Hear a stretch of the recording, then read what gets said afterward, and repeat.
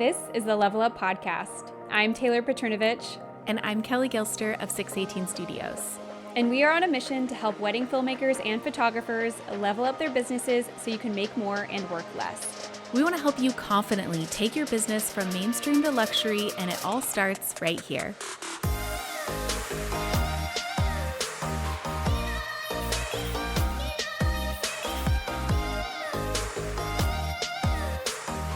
Hey friends, and welcome to another episode of the Level Up Podcast. I'm your host, Taylor Petronovich, and I'm joined by my co-host, Kelley Gilster. Hey Taylor, and hey listeners, how are you? I'm doing great. How are you? I am so good. Just kind of soaking up a little bit more of this warmer weather in Southern California. And yeah, it's just a beautiful time of year. Wedding season for me is in full swing now. So it is really, really exciting. It's so good to feel good about a year, ahead. I feel like this might be my first year where I have more portfolio weddings on my calendar than I ever have before. And that just feels so good. Like, it feels good to know that I've put in the work in the years prior to really nail down who my niche clientele is and the creative partners that I want to work with. And now it's all coming to life. We love seeing those wins too for our students. And so it's fun to be able to experience that too in a new sector of the market. What about you, Taylor? Yeah, I'm doing great. My wedding season has now begun as well. I had a bit of a later start this year than I generally do, but summer is definitely my peak season. So I'm happy to be here. Lots of exciting stuff. Was just at Engage at Nemacolin. That was a lot of fun. Hung out with a lot of amazing filmmakers, photographers, planners. It was just a fun time. Shot a wedding in Tahoe, and now we're just, charging along across the summer. So super excited. And I actually feel like what you just said, like, this is the year where I probably have the most portfolio weddings on the books, is kind of related to our topic that we want to chat about today, because I think this is something that not a lot of filmmakers, photographers, or even planners really have a firm grasp on in the beginning and intermediate stages of their business, of like being able to identify those portfolio pieces before they come around. And so I think that's such a good thing and a good skill to hone, is being able to identify those things based off of like a predetermined set of criteria that you have for your own business. So I don't know, I would love to know, like, what about these weddings for you, Kelley, are like portfolio worthy? Like, when you were looking at your books before this calendar year even started, like, what were you kind of identifying and saying like, ooh, this one's going to be a good one? Yeah, so I think this also goes back to, because Taylor and I, the title of this episode, as you've noticed, is things that we would have done 5 years ago in our business. And I'll start off with my first one. My first one is really knowing who the key team players are in the industry. And I'm talking about planners, photographers, florists, like really aligning our brand, 618 Studios, alongside a notable brand, a business that has a great reputation in the industry, and that you can have kind of a sure way about knowing that it's going to be a good fit for you too. So I think in the beginning stages, so 5 years ago, we were in 2019, I kind of was still a little bit in the phase of just booking whatever came my way. Yes, I was working with planners, but I wasn't working with planners that were at the level where they even really had an ideal client. Taylor, you kind of know what I'm talking about. I feel like that's more common in more of the lovely market, where they just kind of take whatever comes their way. And then that just kind of bleeds into the other brands of the creative partners that they're bringing on. Yeah, I would definitely say it's like the casting a wide net mentality. And as you scale in the industry, that net gets smaller and smaller and smaller until you're like fishing with like a spear, like just trying to go for the exact client that you want instead of a giant net.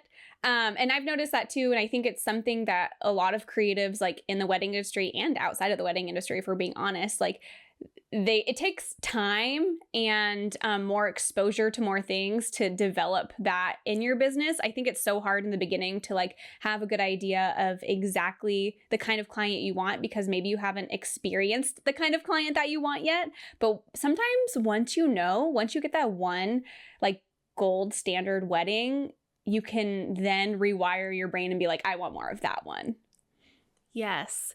And speaking of that gold standard wedding, there's going to be a point for those listening in your business as a filmmaker, as a photographer, maybe even as a wedding planner, actually, definitely as a wedding planner, if you're listening too, where you hit that new level and now you kind of can't go back as far as like you have that good one and that good one is going to be pushed out again and again. That is the new standard for your brand. And I've seen too often a really common mistake, and I totally did this myself, is getting a really, really good wedding and treating it as if it was like every other wedding on our calendar year, and basically giving the same amount of attention, whether it be on social media posts or allowing it to live on my website, as that gold standard wedding, when really I didn't need to be giving all of those weddings that maybe fell below where I wanted to be, that didn't speak to my ideal client. We've talked about this before. Taylor and I have said being selfish in your business. We have a past podcast episode about that.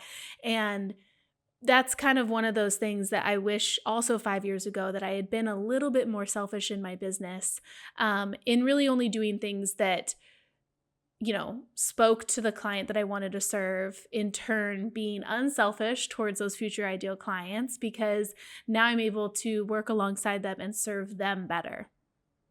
Yeah, absolutely. I feel like as much as like it's our ideal client, you kind of want to put yourself in the position where that client feels like you're their ideal photographer, videographer, like insert title here. So it's kind of like this mutual thing where they're serving you and you're serving them, and it's a two-way street. And that's why the power of branding is huge. The power of relationships, aligning yourself with people within the industry who share that ideal client with you. Like all of these things are pieces to a greater puzzle that allows you to build the business that is the business of your dreams, that supports you financially, creatively, like all the different ways. So it's kind of fun to see how all the pieces fit together in that way.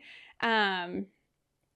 So yeah. And even going back to like me working alongside planners that maybe casted a wide net and brought in numerous styles, maybe numerous budgets and services. Some of the planners that I was gaining relationships with back 5 years ago were only doing partial planning, which also meant they were offering month of coordination with partial planning, with full service planning. And so it's just kind of like you'd go into those weddings not really sure what you were going to end up with, because it's just such a wide range of the clients that they're serving. And so that was really hard to kind of be able to see through which were going to be the portfolio pieces for that year. And in turn, when something's a really, really solid portfolio piece for you, you're going to set your business up, make smarter business decisions, make healthier business decisions, be able to staff your team in an appropriate way. It just is like a really harmonious effect that all kind of starts with we'll say it till we're blue in the face, identifying your ideal client. And we're just coming off of our really exciting spring mastermind where we helped our students really from that start of identifying their ideal client all the way through rebrands and refreshes. So now they are just have everything at their fingertips and they're well on their way to having really solid years ahead of them. And that's really exciting. Yeah, I love watching those transformations take place in real time. It's so much fun. And if you guys have been listening to this podcast for a while, like we've had on previous students of ours, and the business trajectory that is possible is just kind of mind-boggling, like how quickly changes can, take effect and result in big business moves. So it's so fun.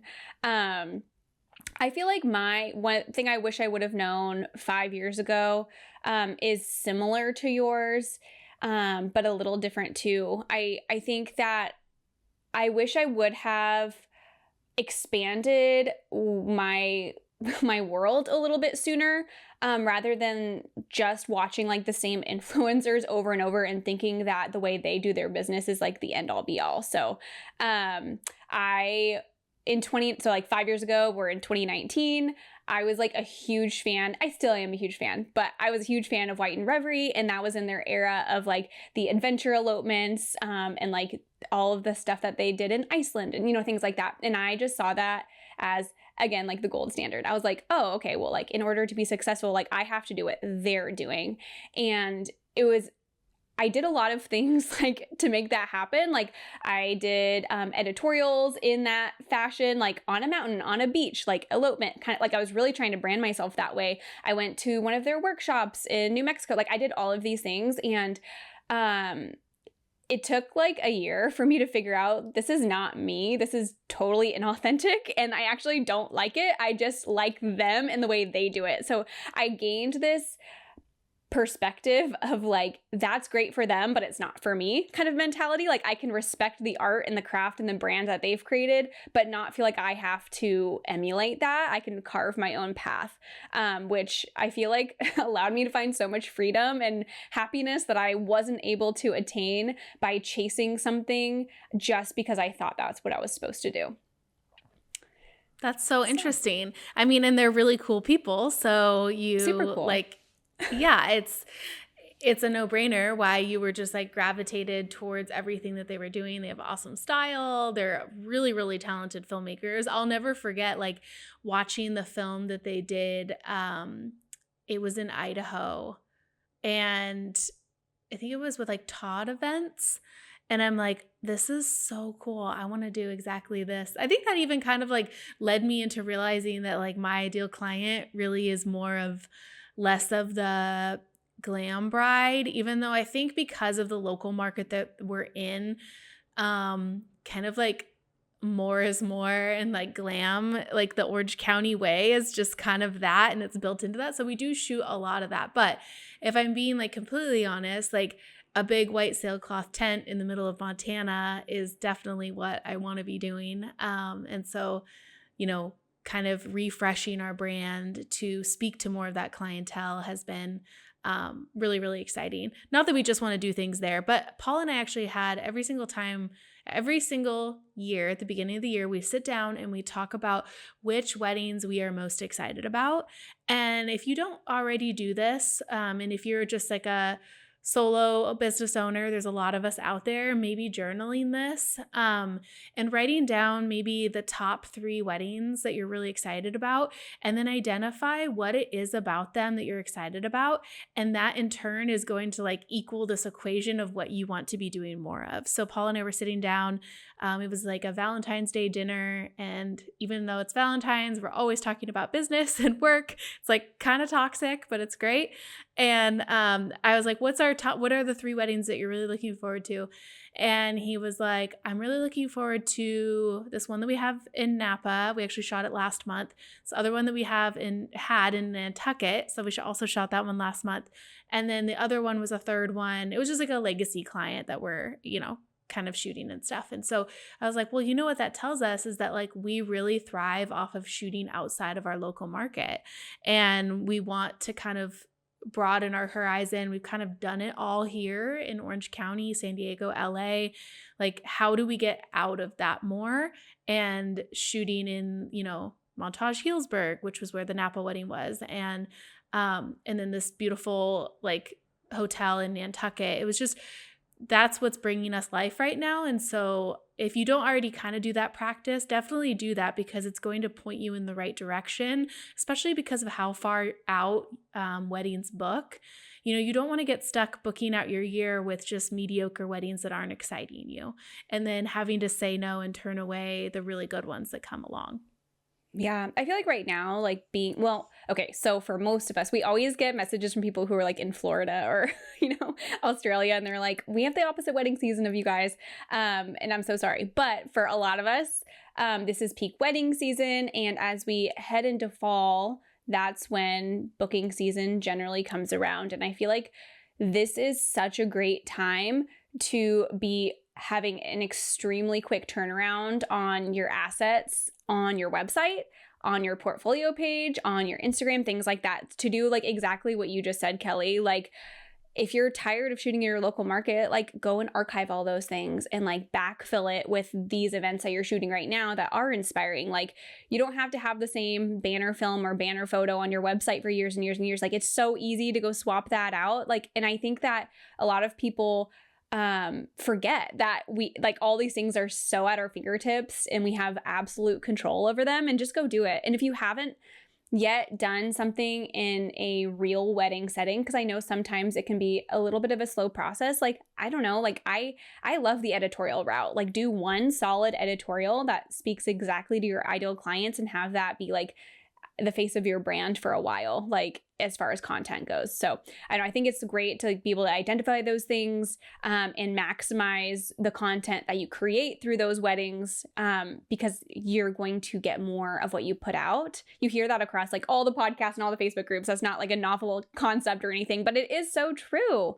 And taking it like one step further, so I do the same thing as you, but because I'm by myself, so lonely, I do journal it. Well, journaling is maybe a fancy term for typing in my notes app on my phone, but it also allows me to kind of identify which weddings and events I want to pour more into in terms of monetary investment. Like, which ones do I want to invest in, like a really amazing team that charges twice as much as like my standard team? And which ones do I want to for sure be there way longer than my contracted time? Or am I going to rent that extra gear for? Whatever it may be, like identifying the ways that I can put into those events more so that I can maximize those for my own portfolio. Sadly, this year, most of my events are either NDA or they have a lot of stipulations on what I can and cannot share. And so I'll be a little quiet over on the Instagrams, which makes me kind of sad, but I'm going to be fulfilled by a lot of them too. It's just so hard not being able to share everything. And I think that's something that can be a struggle as you scale, but it's okay because I'm getting paid very well. Yeah, and that's the cool thing too about like, you see, not to go into it too much, but like, I just feel like in the mainstream market, there's this common, what is it? Like common practice, maybe I'm trying to say, where like you're showing up on social media, like so much, maybe even too much. You're sharing a little bit too much. Taylor and I, in our course, we talk about something called the Level Up 4, and basically, kind of realizing we walk students through this practice of identifying what are the 4 areas of your life that do speak luxury.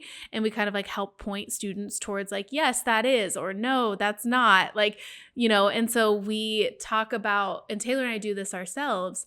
And like, you're not going to see like my house in shambles on a Monday morning after my kids have completely wrecked it over the weekend, or I don't know, like me complaining about when I'm sick and that I can't get back to emails. Like there's just a lot of like a lot of presence on Instagram, whereas as you kind of scale upwards, the amount of like visibility decreases a little bit and what you share is like less and less. So Taylor, sometimes that looks like it's an NDA, but sometimes that also just means like a better strategy in place.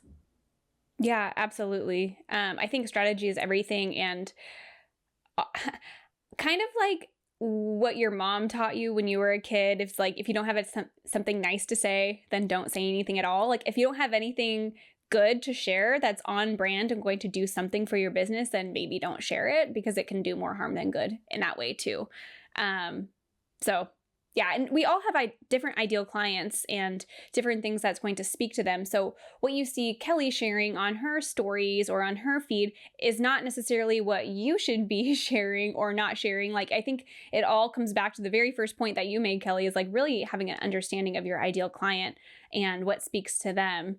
And our podcast is, of course, more focused on the luxury market, but we have a lot of listeners who just want to become that premium option of their local markets as well. And although those things share a lot of qualities in common, the way you want to present yourself, the way you want to serve, the way you want to build relationships. The branding element will be a little bit different. So that's like the epitome of not one size fits all education, not one size fits all advice. Like you really need to take these concepts and do a little bit of internal digging so that you can apply it to yourself in a strategic way. That's good. That's good. So good. Taylor, are there any other things that come to mind for you that 2024 Taylor wishes she could tell 2019 Taylor? I would say the only last one would be to really expand my relationship circle sooner than what I did. I think it's really natural for a lot of people, whether you're a photographer, filmmaker, whatever, like to dive into these Facebook groups that are just meant, it's like a filmmaker Facebook group, a photographer, and like you get caught in these like echo chambers of people that just do what you do, and you're not learning enough or building relationships with like enough different kinds of people in the industry. And I think that does a disservice to you. I think it's great when you're learning like literal like camera settings, composition, like kind of the basics. But beyond that, I actually don't see like a ton of value in like really only having relationships within your own discipline. Yeah. No, totally. You have to have a pulse on so many other areas of the market in order to align your brand alongside those luxury brands too. So, looking at following different rental companies online, especially those like very, very like, top tier signature rental companies like Theoni, or there's this really beautiful one called The Top, to see like what's out there so that you're not getting stuck being fed the same feed of just like your generic, run of the mill house quality events over and over again. One of the things I love too about our mastermind is like week 1, we literally give them a list of all these people that they just need to be following because they need to reset their feed to start to retrain their mind into seeing luxury in a way that they maybe never have before. And there's like huge power in that. Just having, knowledge is power, and having that awareness is really what's going to allow you to shoot a wedding in a more luxury way, build a portfolio that speaks to that high-end client. And so it all starts with just a broader awareness of the industry and getting outside of our photographer bubble or our filmmaker bubble to know, how to place our brand and business within that niche. Yeah, I kind of like to think about it as like refining your palette, like your visual palette. Yeah. Yeah. I mean, I have to do that. I feel like on TikTok, sometimes my like For You page gets a little bit weird and I'm like, oh my gosh, I need to like completely overhaul and get rid of like stop interacting with these ones. I know. Yeah. I have to like not, I'm like, oh no, I can't stay on this one too long or they're going to feed me more of that or whatever. But yeah, like it's just opening up your eyes, like really just like looking around and seeing what's going on, what's happening. And then also just kind of realizing that, getting outside of your local market can be such a good thing for you. I know that for some people, they may feel like they're not in the right season for that right now, maybe family or other personal things. But like just getting a little bit outside of your local market will absolutely open your eyes in a whole new way. So that's been really the case for us too. I mean, we're lucky enough to live in an area that has really great budgets with local weddings, but you get to a point where you've done it all and you're ready for more, and that's great. And then that's another time where you kind of have to go back to the drawing board and reestablish new relationships with wedding planners outside of that region. It's just this like ongoing beautiful cycle. And Taylor and I love teaching that to our students. Yeah, I love it. And I think there's so many people who feel like they're alone in their business and they're the only ones who feel a certain way, or they're the only ones who are stuck. And like, I promise you, if you're feeling that way, there are thousands of other people feeling the exact same way as you. And there are ways to get unstuck and there are solutions to your problem. So we hope that our podcast plays a small role in helping you navigate those challenges in your business. But we hope you guys enjoyed this short and sweet episode. we're loving filming some more of these solo ones with just small little topics, just to give you a taste of kind of what Kelley and I like to talk about and teach on. And hope you guys have been really enjoying the series that we've been doing so far over the spring and this early summer, our All-Star Guest Series. It's been so much fun bringing on some of the industry's top wedding creatives. We've had tons of planners, photographers, filmmakers come on. So if this is your first time joining us on the podcast, like, go scroll back a few episodes and find a name that you recognize and listen, because they have so much wisdom and knowledge to share. Thank you for joining us in today's conversation. Please help us reach more filmmakers and photographers like you by taking a screenshot and sharing it to social media. And don't forget to tag us at The Level Up Co. And join us again next week, same time, same place, as we continue to level up the industry together.